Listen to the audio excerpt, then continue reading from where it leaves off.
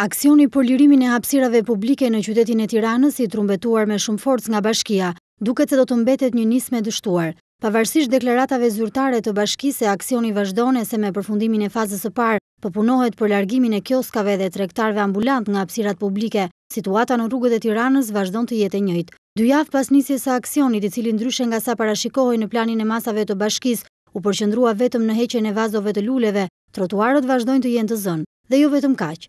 E gjithë nisma ka mbetur me heqjen e këtyre materialeve pranë lokaleve, në zonën e rrugës së Elbasanit dhe pranë maternitetit të ri, ndërsa në zonat e tjera aksioni nuk është shtrier. Duket se gjithë nisma e Bashkisë së Tiranës për lirimin e hapësirave publike, e projektuar me ndërmarrjen e 5 fazave, është përmbledhur në 2 aksione të realizuara në praninë e mediave. Duke ju referuar deklaratave publike të këtij institucioni, faza e parë e aksionit duhet të niste me largimin e 84 subjekteve që kishin refuzuar të paguanin taksat. Në fakt nuk ka ndodhur kështu. I gjithë ky aksion i nisur me shumë bujë, u shndërrua në një ndërmarrje për heqjen e disa tabelave apo vazove të ngurta nga trotuarët, e cila u ndal vetëm në 2 zona. Ndërkohë në gjithë territorin e kryeqytetit gjatë gjithë kësaj kohe ka vijuar normalisht aktiviteti i tregtarëve ambulant, kioskave dhe tavolinave të vendosura mbi trotuar.